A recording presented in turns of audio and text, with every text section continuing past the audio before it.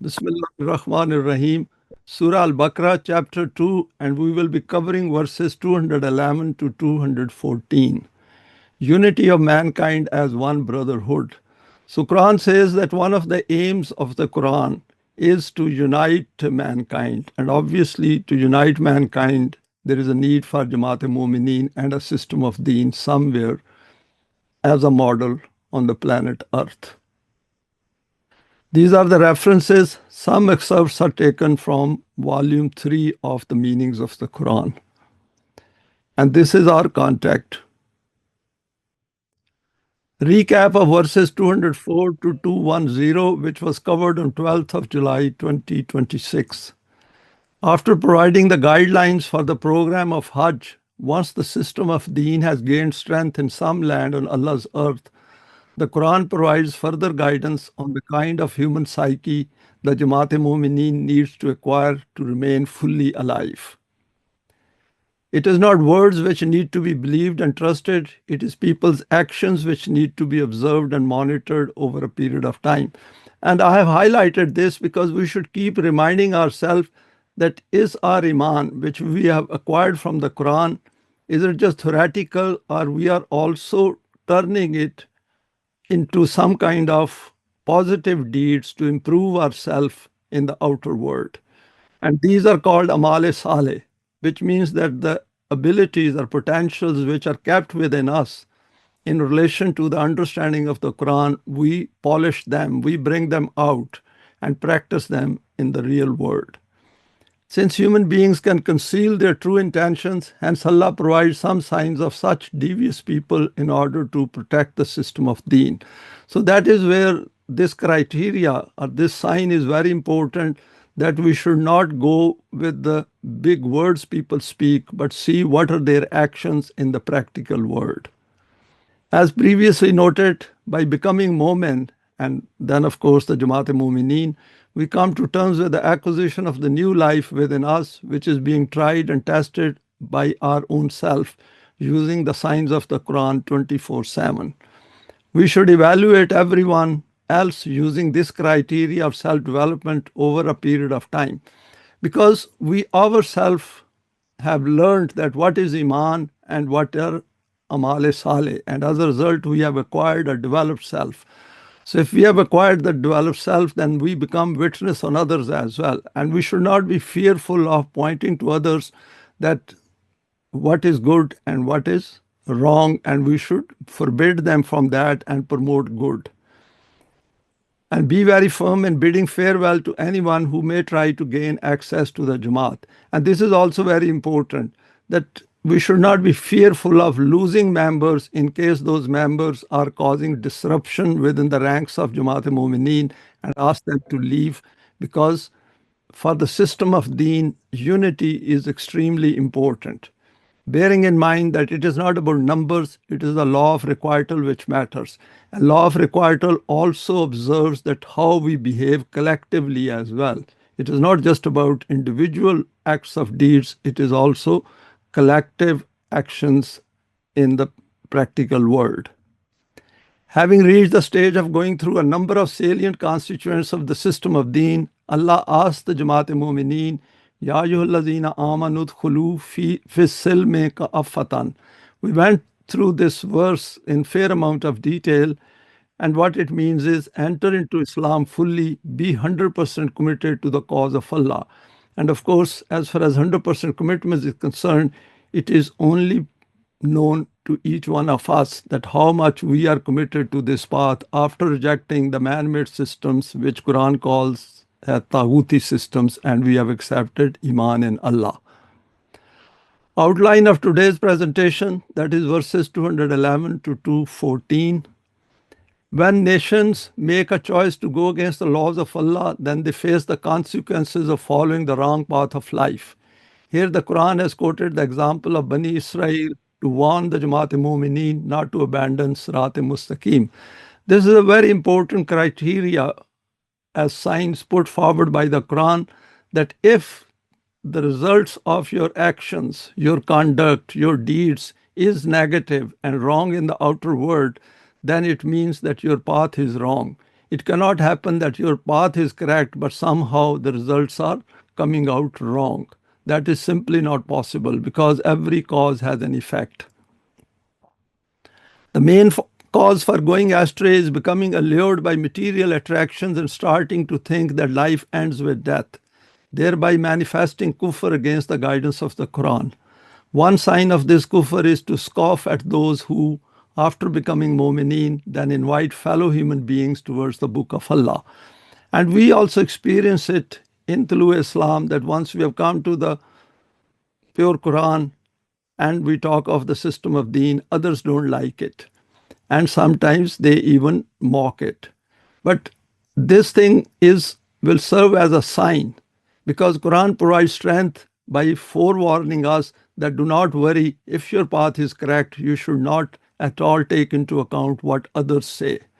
This path of kufr ultimately leads to self-destruction according to the law of requital. And when Quran says self-destruction, it takes this life and the life of the hereafter as one continuity. Then the Quran invites us to reflect to another important aspect of human life, i.e., to remove differences by coming to the Quran and to promote unity among mankind so that a life free from fear and grief can be created in the world. It mentions the arriving of Anbiya, that is the messengers, together with books of Wahi to guide mankind. For this, it quotes the model of Momineen, who, after recognizing the existence of Allah and the life of the hereafter, remove their differences. And this economizes their efforts towards their aim of treading on Sirat-e-Mustaqim. It's an important point which we'll be discussing in subsequent slides, that Momineen also remove their differences among them. That is, their psyche becomes free from all kinds of differences, and that is how the unity gets into their minds and they come together. Because if there are dissonances within their own mind, then there is no possibility of their coming together. This path includes the life of the hereafter. It is only through the Quranic guidance that the differences will become removed. Next, the Quran guides us to another aspect of facing hardships and challenges on this path due to opposition from those who assume their life will end with death and who do not wish for unity to be created among mankind. They are happy to promote differences and live life like that. And we know that there is a relative value within the man-made systems, divide and rule. They do not wish to have a life in the hereafter, i.e., they deny the possibility of self-development under the guidance of the Quran. So such people who do not come to the Quran, once the message of the Quran is given to them, that means they do not believe that they have a self and that self can go beyond their physical death. Allah tells the Jamaat Momineen not to be affected by this, as the path of Al-Haq can never deceive and is bound to succeed if followed with patience and perseverance. Let us go to the first verse of today's presentation, 211, using the example from history as evidence. Sal Bani Israel kam atainahum min ayatin bayyinatin wa man yubaddil ni'matallahi min ba'di ma ja'athu fa innallaha shadidul iqab. If you desire to have evidence, then ask these Jews, that is Bani Israel, who are dwelling round about you. They were given clear laws about the life and death of nations. And it is quite interesting that throughout the Quran gives examples from the past nations, that how they behaved and what happened to them once they started following the wrong path. And over here, Quran has given the example of Bani Israel to remind us. They obeyed these laws, therefore the gates of Allah's bounties opened to them. Then they committed such acts due to which these bounties converted into degradations and humiliations, and all this took place according to that law of requital of Allah, whose grip is very strict. And I have highlighted atainahum min ayatin bayyinatin.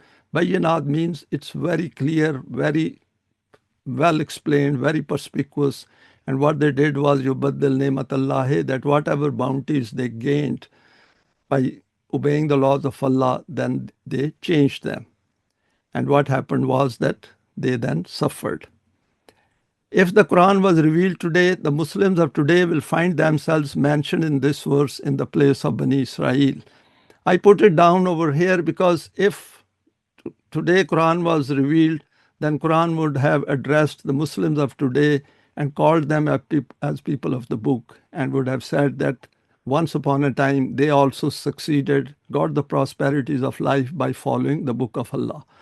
The irony is that by abandoning the Quran, Bani Israel of today are subjecting these Muslims to these degradations and humiliations. Of course, they themselves are also humiliated and disgraced in the world of 2026. And we can see the display of it, that all of them are extremely humiliated and disgraced in the world. One are for doing what they are doing against Palestinians, the others are for keeping silent on the plight of Palestinians. Hopefully, the Muslims of today will learn from this through trial and error and come to the pure Quran. The sooner the better. And of course, they will lose a lot of years of their life as well. Next slide is no divisions in the Islam of the Quran. In this verse, the Jamaat Momineen of the earlier Islamic era were forewarned to not follow the path of Bani Israel. Otherwise, all successes and prosperities coming in their direction as a result of obedience to the Quran will vanish in exactly the way in which it happened to the Jews of that era. The Muslims reaped the benefits of following the Quran for a few centuries, but then they also abandoned the Quran. And interesting is that in this verse 30 of chapter 25, Quran has mentioned that the messenger will say that this is those people of mine who abandoned the Quran and began to commit shirk by including man-made laws with it, which led to the appearance of Mulukiyat, and the Deen of Islam turned into the religion of Islam. And that is the status of modern Muslims as of today. Divisions appeared and sects were formed, and this state is continuing till today. This was in direct disobedience to the Quranic injunction. For example, in this verse, Quran says, وَلَا تَكُونُوا كَالَّذِينَ تَفَرَّقُوا وَاخْتَلَفُوا مِنْ بَعْدِ مَا جَاءَهُمُ الْبَيِّنَاتُ وَأُولَٰئِكَ لَهُمْ عَذَابٌ عَظِيمٌ. And Quran said that do not make sects among yourself and differ, because if you do this after the Quran has been revealed to you, then you will suffer in azabun azim, in a very severe kind of punishment. And this punishment is due to their own divisions, because of their own deeds. It's not Allah is doing wrong to them. People do wrong to themselves. Due to this disunity, their strength turned into weakness. The system of Deen, once it converted into religion, became composed of the 5 pillars of Islam, and we know all about this, which do not include the Book of Allah. And nobody even thinks about it. The religious practices became the means by which to please Allah. So instead of following Allah's laws, it is to please Allah as if Allah is annoyed with them. And the dynamism of Islam as a deen lost its vigor and vitality. We covered this aspect in our previous presentation as well. The irony is that most Muslims moan about their humiliating existence and backward condition in the world, but when their attention is drawn towards the pure Quran, they start to despise those who do this. For example, in one of the verses in the Quran, أَوَلَمْ يَكْفِهِمْ أَنَّا أَنزَلْنَا عَلَيْكَ الْكِتَابَ يُتْلَى عَلَيْهِمْ إِنَّ فِي ذَلِكَ لَرَحْمَةً وَذِكْرَى لِقَوْمٍ يُؤْمِنُونَ. And is it not enough for them that we have sent down the book? And the Quran says that this book has been sent towards you, which is recited to you to be obeyed. And in this, there is rahmat and of course their own eminence, and it is for those who accept Iman. And since they do not have Iman, so they say that this Quran is not enough for them. Let us go to the next verse, 212, not to be distracted on the path of Allah. زُيِّنَ لِلَّذِينَ كَفَرُوا الْحَيَاةُ الدُّنْيَا وَيَسْخَرُونَ مِنَ الَّذِينَ آمَنُوا وَالَّذِينَ اتَّقَوْا فَوْقَهُمْ يَوْمَ الْقِيَامَةِ وَاللَّهُ يَرْزُقُ مَن يَشَاءُ بِغَيْرِ حِسَابٍ. This is how it happens that people, by rejecting the lofty stature of life, merely view the physical life as being the real life. The luxuries and amenities of this life become their objective, and these things appear very pleasing to their eyes. And we see this all around us. People who do not believe in the life of the hereafter, they live as if this is the only life they have. They mock those people who have Iman in the higher values. In the initial period of their program, these people, that is Momineen, appear to be weak and feeble because they do not employ every tactic to acquire material benefits like the opposing party. But ultimately, when the divine revolution manifests in the society, because gradually these Momineen, they start gaining strength as they go through the obedience of the Quran and follow its values and learn about the system of Deen. Then at that time, the whole world witnesses that those who obeyed the permanent values have the upper hand over those people who used to consider worldly benefits alone to be the aim of life and never cared to abide by any procedure and principle of its acquisition. And at that time, this reality also becomes revealed that the nation which wishes to acquire risk, and risk over here means the means of sustenance, both which are linked to the physical side as well as to the self-development. According to the law of Allah, how the abundances of risk become available to it beyond measure. It is the folly of man that due to becoming fearful of the preliminary struggle and hard work, he adopts the wrong paths instead and imagines that he will achieve great success from this. And Quran repeatedly draws our attention to this fact that if you work now, your future will be better. And if you take into consideration the life of the hereafter, then both the hereafter in this world as well as in the life of the hereafter will become prosperous and successful. Next slide, an important sign highlighted regarding rububiyyat. Those who accept Iman initially detach from the man-made systems and develop an antipathy towards the injustices existing in these systems, which they too experience and are discontented with the state of affairs. And this is important because people who come to the Quran, they have to be fully dissatisfied over a period of time with the man-made system. And once they come to the Quran and find out the solutions which Quran has presented before them, then they convince themselves that this is the only path for them and they will not go back to the man-made system. They look for guidance, and this is where they come across the guidance of the Quran, and gradually they find an appeal in its value system. This is an important point, that guidance exists in the Quran, but that guidance will only appeal to those who have developed affinity for that, who are looking for it. If they are not looking for it, then even if they read the Quran day and night, they will not pick it up. And this is a serious psychological issue which we need to understand and also pass it on to our children and tell them that they have to be looking for guidance in life. If they want a better life in the hereafter, that is even the subsequent part of their own life in this world, they have to come to the Quran and do a lot of good and follow its values, and especially by joining those who are already on this path. Here the Quran begins the verse by stating, Zuyyana lillazina kafarul hayatud dunya. The life of this world, that is immediate benefits of life, short-term gains, is alluring to those who manifest kufr. And we know about this, that all the struggle in life of people who haven't come to the Quran is about accumulating conveniences of this life. And as a result, their self-development is never any priority for them. There is an important point here which needs our attention. If there are no Momineen in the world, then the question of rejecting Iman will not arise, as Kufr can only be manifested when someone is offered the guidance of the Quran and rejects it. So that is important, that the word used kafaru over here will only become applicable if there is a Jamaat Momineen. If a Momin is the one who is passing on the message to someone who hasn't come to the Quran and invites him. And if they reject it deliberately, then they turn themselves into a state of kufr, because they are now trying to cover up the guidance of the Quran and are not interested in it. So this differentiation is important for us to understand from this verse.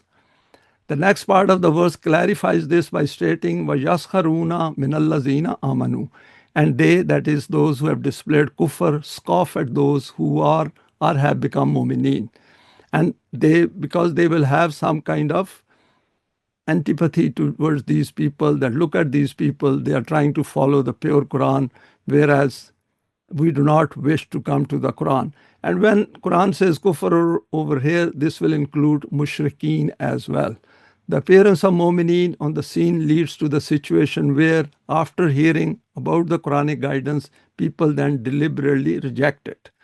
They not only reject it but mock it as well. And that is the worst of it, that instead of paying attention to it and say, okay, at this point I do not understand it, maybe later part of my life I will think about it, they straight away reject it, and as a result they close that door of coming towards the guidance of Allah. Because human beings are very egoistic. Once they have rejected, they find it very difficult to accept it, something which they have already rejected, thus closing the door to any future possibility of obtaining guidance from the Quran. And this makes the task of Momineen very easy as well. That if we have passed on the message to someone and someone has said that he or she is not interested in it, and through their actions as well, they show rejection of it, there is no point in wasting any more time even to think about them. Next slide. What happens to Jamaat Momineen on this path? The concluding part of the verse merits profound reflection in the overall context of the system of Deen. It is declared that in this verse, وَالَّذِينَ اتَّقَوْا فَوْقَهُمْ يَوْمَ الْقِيَامَةِ, those who have been keeping on the path, observing taqwa, and we have covered taqwa in verse 177, where Quran is taking us from acceptance of Iman and then becoming muttaqi through a series of steps, will achieve superiority over those ones who continue to display kufr. So Yawm al-Qiyamah over here does not mean something going to happen in the hereafter. It means that once these Momineen are on this path called Sirat al-Mustaqim, then at some point their strength will reach that stage where they will get the benefits of their earlier actions of coming together and getting established in some land. At that time, when, in accordance with the law of requital, their deeds start to manifest in the physical world, the outcomes are already accumulating, though they are invisible in the preliminary phase of this journey. This is another important point which we should keep in mind under the law of requital. The moment we do some deed, that deed creates its own effect on our own self as well as in the outer world, but remains invisible initially. But as we proceed through our life and we keep doing Amal Saleh by coming together and working towards the system of Deen, at some point all these deeds then become tangibly manifested in the outer world. This is what the messengers of Allah used to confidently and vehemently proclaim on behalf of Allah, that Kul Ya qawme malu ala makanatikum inni amilun fasawfa ta'lamuna man takunu lahu akibatud dare innahu la yuflihu zalimun. Say to them that there is no need for any argument and dispute in this matter. You keep working according to your program. This is Momineen addressing those who are opposing this path. And from the lips of the messenger, Quran is announcing to them that you keep following your path, and that is, you keep working according to your program. I'm working according to my program. Just see how much confidence the messenger and Momineen will have, because they know, just like daylight, that our path is correct one and the path of others is a wrong one. And they also can see the darkness in which others are walking and treading in their life. After this, the results will speak for themselves and will very soon speak that ultimately who is successful in the world, because it is the immutable law of Allah that the nation which infringes human rights, its fields can never bear fruition. And I have highlighted this part, innahu la yuflihu zalimun. It's a permanent value that if we follow the path of Deen and tread on it using the Quranic guidance, it is 100% going to produce positive results as promised within the folds of the Quran. So this thing we should keep in mind as we go along on this path of Allah, which is defined in the Quran. After this statement, the verse states another fact, that Wallahu yarzuqu man yasha'u bighairi hisab, The means of sustenance, that is risk relating to the physical needs of life and for self-development, will start to emerge once the system becomes established. See how Quran is putting emphasis on the means of sustenance both in the physical side of it and also self-development. Quran does not ignore the physical means of sustenance. It is very much conscious of it because unless our physical needs are met, we cannot go on the path of self-development. That is why Deen is fully focused on providing means of sustenance to every human being on the planet Earth, and of course initially in that part of the land where the power is acquired by Jamaat Momineen. So we should keep that in mind, that Quran's emphasis is both on providing adequate means of sustenance and also nourishment for the development of the self. Since the resources will now be produced and utilized according to the permanent values, there will never be any dearth of these. Simply, these cannot be. Even in today's world, if we see that the sum total of all means of sustenance far, far exceed the needs of 8 billion human beings on the planet Earth. And with the aim of life focused on the hereafter, the outlook and vision will become Quranic in every field of human life. It is the distribution of means of sustenance which matters. And the whole Quran is about this means of the distribution of equitable distribution of these means of sustenance, and for that Jamaat Momineen is required, who have acquired that precise psyche which works according to the book of Allah under the permanent values. Next verse 213, need to bring mankind together.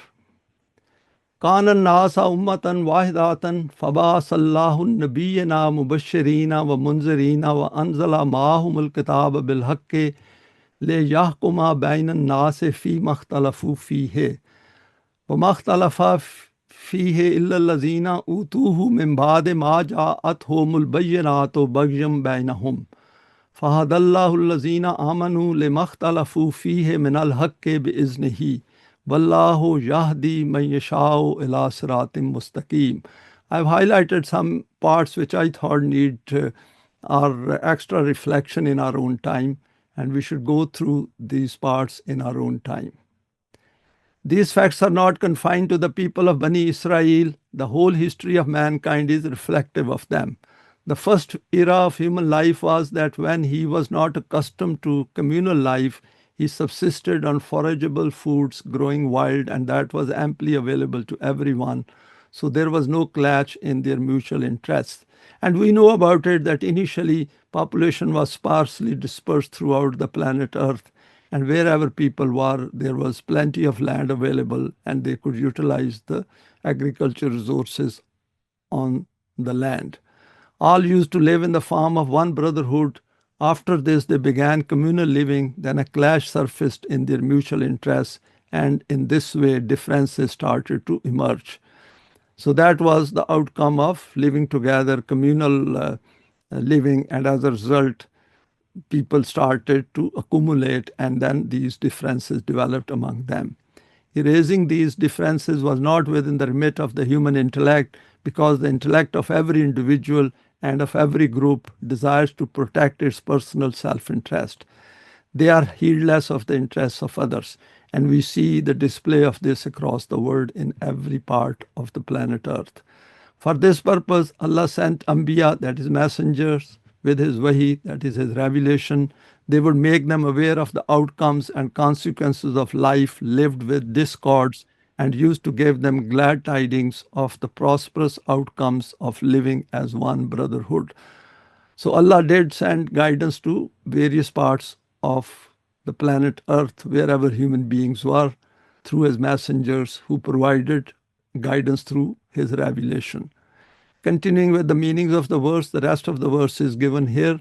Every Nabi used to bring with him the code of laws of Allah, that is the book, which was based on Haqq, so that it can adjudicate in those matters in which people differed. After creating unity according to this code, every Nabi would then depart from this life, because they were all human beings, and then they died, leaving behind a community which was following the laws of Allah revealed in the book of Allah, which was left behind with these people. But subsequently, those people who were provided with this code, despite such perspicuous teaching, due to mutual arrogance and opposition, and with the motive of exceeding one another, that is, they were trying to compete with each other. Rather than competing in doing good deeds, they were competing in the material gains, used to again instigate differences. But to those people among them who had conviction in the truth of this code, Allah used to show them the path by which to avoid differences according to His law. This is that technique through which Allah provides guidance to each one of those nations which wishes to avoid differences towards the balanced and straight path of life. Now, commonplace translation of this verse I have just noted over here just for comparison. Mankind was one single nation, and Allah sent Anbiya with glad tidings and warnings, and with them He sent the book in truth. And normally these Anbiya is translated as prophets, to judge between people in matters wherein they differed. But the people of the book, after the clear signs came to them, did not differ among themselves except through mutual contumacy, that is, Baghyam Bainahum. And the issue was that these people then tampered these books. Allah by His grace guided believers, that is the Momineen, to the truth concerning that wherein they differed, for Allah guides whom He will to a path that is straight. So in these meanings, things are far clearer that it is Momineen who were the ones who removed their differences first, and then they were able to guide others as well after removing their own differences and forming a Jamaat. Some facts noted in this verse. Mankind initially was one ummah, that is one big brotherhood on the planet Earth. Because the numbers were sparse, they were not many, and they were smaller communities. Then differences started to appear among them. In order to eliminate these differences, Anbiya used to arrive. They used to remove these differences through that book as an external criteria which they used to receive from Allah.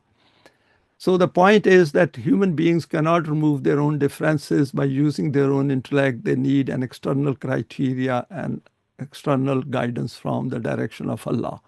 The aim of this process of guidance and righteousness was that by removing the differences of mankind, to make them once again into a universal brotherhood. This form will become created through the obedience of the Quran. Next is every Nabi and Rasool. And Nabi is the position of a human being where he receives revelation from Allah. And Rasool is that position where he shares this revelation or the message of Allah to other fellow human beings. Of course, first he understands it, then he passes on to fellow human beings of his time. Receive the book from the direction of Allah. Details of this have been covered in volume 2 under verse 253. Hence, the belief of a Nabi or a Rasool without the book is against the Quran. And in any case, after the last messenger, there is no more messenger coming, because Quran is complete and is fully preserved for all times to come. Differences and sectarianism are kufr and shirk, which is the result of not following the guidance of Allah. So that means if we are dissatisfied with divisions and sectarianism and factions among us as human beings, then we should go to the book of Allah. But if we are happy with the sectarianism and with the divisions among us and quite happy with the political parties, then Quran is not really for us. This fundamental point of the Quran has been written about in detail in volume 1 under these verses. The nation in which there are differences and sects cannot be obedient to the wahi of Allah. Now, what I have done is that just to clarify that volume 2 and volume 1 I have mentioned over here as such. The reason is that in case we want to develop ourselves, then we should go and consult these volumes as book of references and not just leave it there. Because each time we go through these explanations, it strengthens our own resolve. It is just like a lawyer or a judge and others using the legal books to enhance their own knowledge and understanding. Because unless we make that effort, we are not going to fully grasp these issues which we are going through in these presentations. The preliminary and fundamental sign of the nation following the way of Allah is unity among them. This unity cannot become created among Muslims until they accept the Quran as their arbiter in every matter in which they differ. And obviously, first they should be dissatisfied with the sectarianism and should always keep in mind that Rasulullah, that is the last messenger, did not belong to any sect. He was just a Momin and Muttaqi. Next slide, the case of differences among Muslims of today. This method has been continuing from the beginning. A Nabi used to arrive. He would pass on the message of the Book of Allah to the people. Those people who used to accept Iman in the truth of this message, their former differences would become removed and they used to become one united ummah. That Rasul used to depart, and by tampering in his book, because people wanted to follow their own desires, they did not like the Book of Allah. His followers used to foment sectarianism among the ummah. And another important thing which we should keep in mind is that when people leave the Book of Allah as a book of guidance, that means they think that the life will end with death and this book is not necessary, and they are not interested in the life of the hereafter. Doesn't matter what words they utter from their mouth, but deep down they are not convinced about the Book of Allah. This sectarianism used to arise due to mutual rivalry and forming of factions in the religious leadership. After this, another Rasul used to arrive. He would come with the untampered code of guidance from the direction of Allah and would form a united ummah according to this. This process continued until Allah sent down such a book at the end of this series in which no one could make any change or alteration. The last Nabi of Allah shaped a united ummah according to this book. He made this ummah the heirs of this book and departed from this world. Following that, our clergy again raised their heads. So important thing is that as of today, we are responsible to take the message of Allah forward and pass it on to others after understanding ourselves. They could not make alterations to this book. They invented a new belief that all the wahi of Allah is not contained within this book, that is the Quran.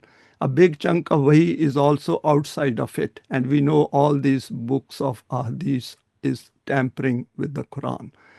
They sidelined the Book of Allah, and by assigning the status of wahi to these external part of the book, they created sects within the ummah. The moment we go outside the Quran, sectarianism is bound to follow that. Differences are bound to follow. This is simply not possible that by moving away from the Quran, disunity will not appear among us. No one appointed by Allah is going to arrive now in order to remove these sects, as the process of Anbiya has been ended, and there is no need for anyone appointed by Allah to come, because the Anbiya used to come by bringing the Book of Allah with them, because there is no need for another Book of Allah. Allah's book is complete, and Allah has full confidence in humanity that ultimately they will come to the Quran at some point in time, and our effort is that let that time be now.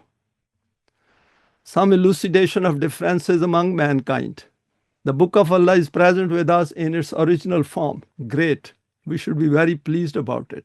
As and when we accept the command of this book regarding the rights and wrongs of those matters in which we differ, our differences will become removed and we will become one united ummah again, because there will be one code of life among us. And this code of life gives us assurance not only of the hereafter in this life, but also the hereafter of that life which is going to come in our direction after our physical demise from this world. And when we ourselves become one united ummah, then by devising the program to make the rest of humanity become one ummah, we will get busy in making efforts for the achievement of this aim. We have mentioned differences in the previous pages. Initially, the mind goes towards the differences of Shia, Sunni, Hanafi, Wahhabi, that is the different sects within the existing Islam. But in front of the Quran, the sphere of differences is far wider than this. And this is an important point, and that is why I made some slides from volume 3, the meanings of the Quran. Look again at verse 213 together with verse 1019. It is stated in these that mankind was one united ummah. After that, differences became created, for the removal of which Anbiya were sent. From this it is clear that these were and are those differences because of which mankind became divided into pieces. we need to see what were these differences and how did they become created. So there are some interesting facts in next slides. Some historical perspective to the origin of differences. The research of scholars of humanity and linguistics is that the initial origin of the human population is the area around the Caspian Sea. The population there was one type among whom there was no kind of differentiation. After that, it appears that this type became divided into different tribes. It cannot be ascertained how and due to what necessities this division came about. This is all about history and speculations about history. So I've just quoted this just out of interest for us. We have seen in volume 2 in relation to the account of Adam that Iblis whispered this in the ear of Adam that you can get eternal life through your progeny. And we do hear about these things in today's world as well, that people say that if they have a male progeny, then that male will take their race forward. It appears that this separate identity through one's own progeny took the shape of different tribes. This was the first division in the unity of mankind. From this, the division of people on the basis of race came into existence later on. From this criterion, mankind is divided into three branches. Aryan, which includes Hindi, Iranians, and Europeans. Mongolian, which is Turkestan and Chinese. And Semitic, which is Arabs, Arami, and Hebrew. And we know that this Aryan thing was which Nazi party, that is Hitler, promoted in Germany. Some scholars of race make the division of mankind on the basis of differences in color, for example, white race, black or brown, and yellow races. Contrary to this, the description of the Torah is that when new life started after the flood of Noah, then the human race commenced from the three sons of Noah, Japheth, Ham, and Sam, and the existing world nations are their heirs. Whatever may be the reality, it is a fact that the first division of mankind appeared in the form of tribes whose basis was race. Hence, racial discrimination is the first impediment on the path of the unity of mankind. And see all of these problems, how easily the Quran has solved. It says that you will not be asked what others did or former forefathers of your state. You will be asked what you did. When the population increased, then due to migration, different tribes declared other lands as their home or nation. In this way, the geographical boundaries or national differentiation became the cause of differences. From this nationalistic difference, the difference in languages appeared. And this is the state of the world of 2026. More on these differences among mankind. Due to the demand of the distribution of work in a tribe or going forward in a nation, different groups took on responsibility for different tasks. From this, professions became the cause for differences, i.e., from the differentiation which came into existence due to the need for the distribution of tasks. Moving forward, this acquired the shape of castes and social groups. So much so that in the Hindu religion, human beings are divided into 4 castes by birth. And by asserting it to be defined by Brahma, that is God, this differentiation is declared to be immutable. Due to the division into professions or due to the difference in the earning potentials of different people, the difference arose in earnings, as a consequence of which different classes came into being from the economic perspective. And we are quite familiar with that. People still call labor class, middle class, and upper class. And when the more powerful or wealthier class took the means of production into their ownership, then the knots of this class differentiation became even more strengthened. So the elite, that is the top people who are rich, powerful, and wealthier, they want this middle class and labor class to stay in their own place, in their own categories.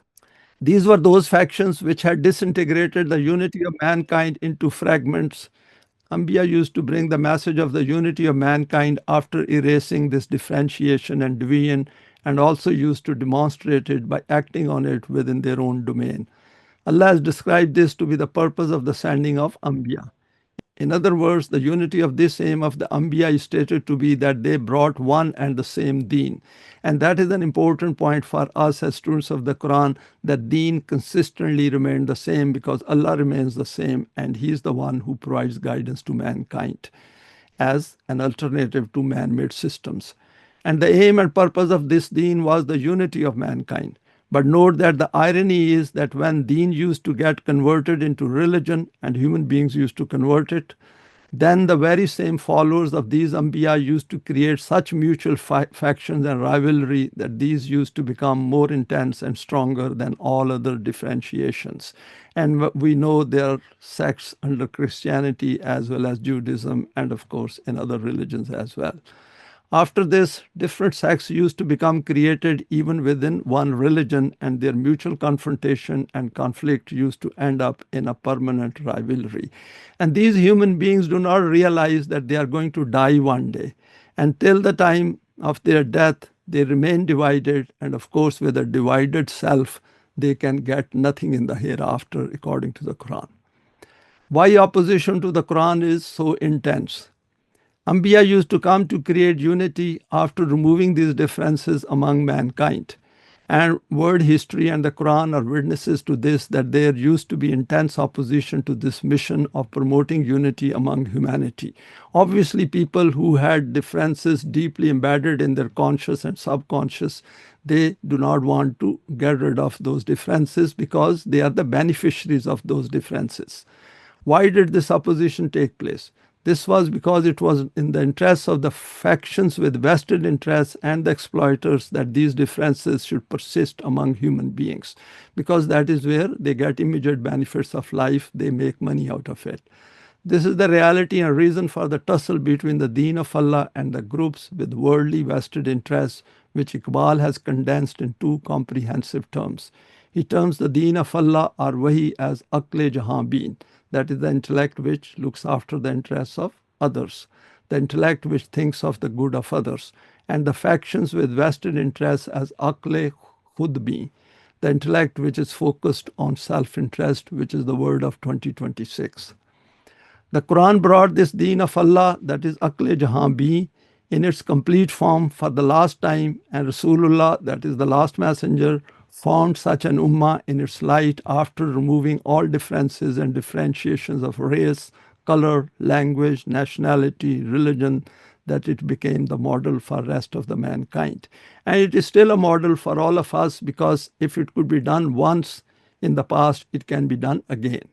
In this way, Rasulullah demonstrated and made the nations of the world understand that this is the technique to remove the chaos from the world which has made this potentially earthly Jannat of man into a Jahannam.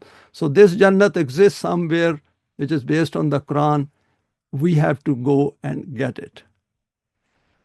Let us go to the last verse of today's presentation, 214, transitioning from man-made systems towards Deen as a system.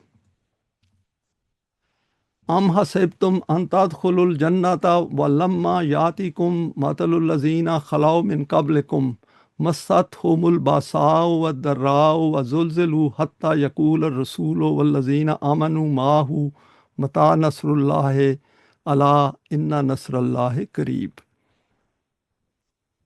I've highlighted two parts of this verse, and these are quite interesting, and we should go through this in our own time and reflect a bit more over here, that how this Jannat, the path to this Jannat, of course not an easy one, but it is achievable. The guidance of Wahi wishes to join together the whole of humanity into one brotherhood. But since the aims of those individuals and groups who prefer their own vested interests are impacted due to this, they oppose it intensely. Hence, to establish this heavenly society, severe challenges have to be confronted. Therefore, O Jamaat Momineen, do not assume that you will establish this society in one fell swoop and will enter paradise without any effort. This will not be possible.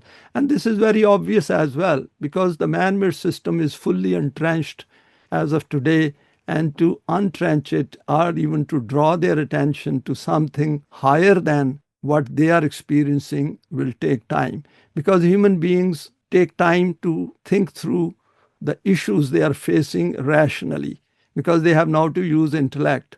And intellect becomes very stagnant within that society which is following it for centuries.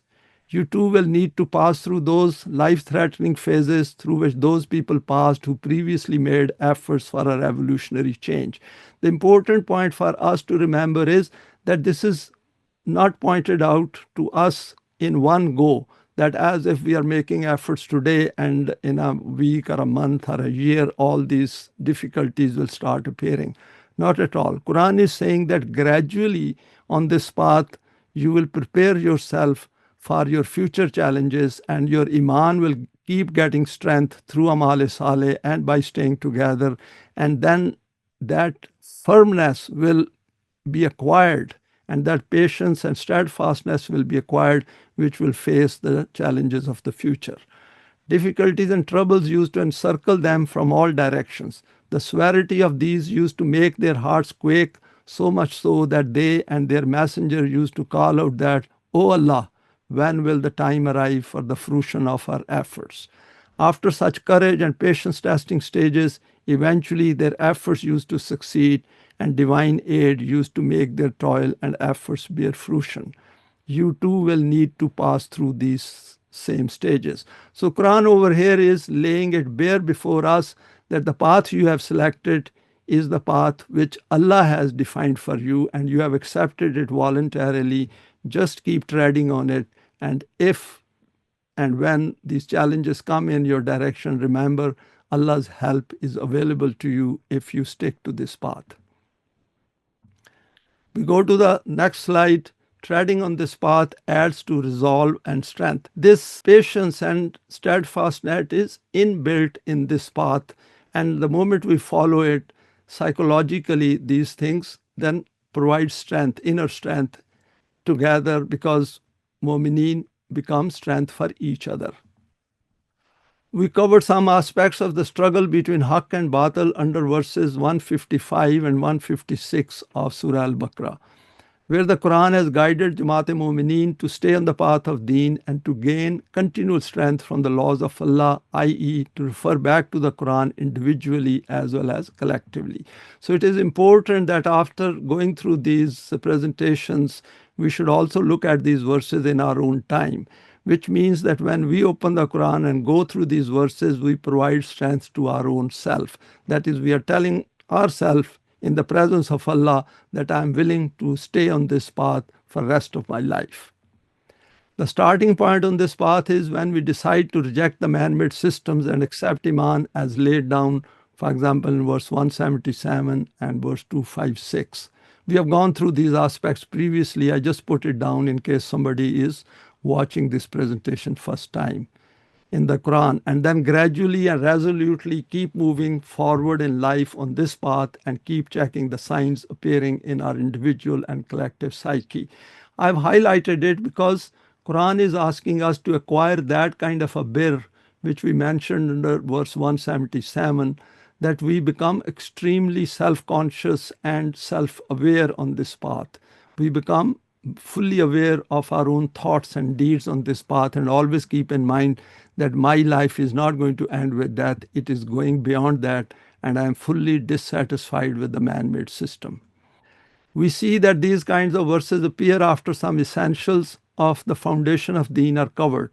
And we have seen that the verses which we have covered today have appeared after some aspects of Deen which we have already discussed.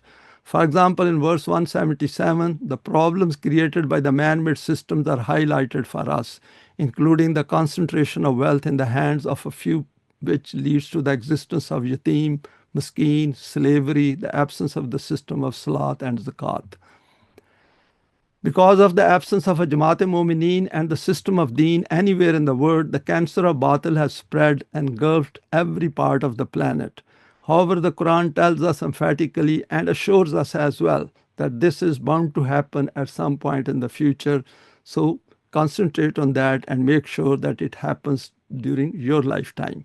هو الذي أرسل رسوله بالهدى ودين الحق ليظهره على الدين كله ولو كره المشركون. And Quran is saying that we have sent our messenger with guidance and with Deen al-Haq, so that it overcomes all deens of the world. Jassi ala deen kullihi, walau karihal mushrikun, even if the mushrikun, the pagans, and those who oppose the system, even if they dislike it. So it is inbuilt in this struggle of ours that it is bound to succeed if we do not give up. The Quran assures of success if its guidance is followed. With that, we come to the end. Thanks for your time and for sharing this today. Please feel free to share it with your contacts. You may like to subscribe for future talks related to the Quranic system of Deen.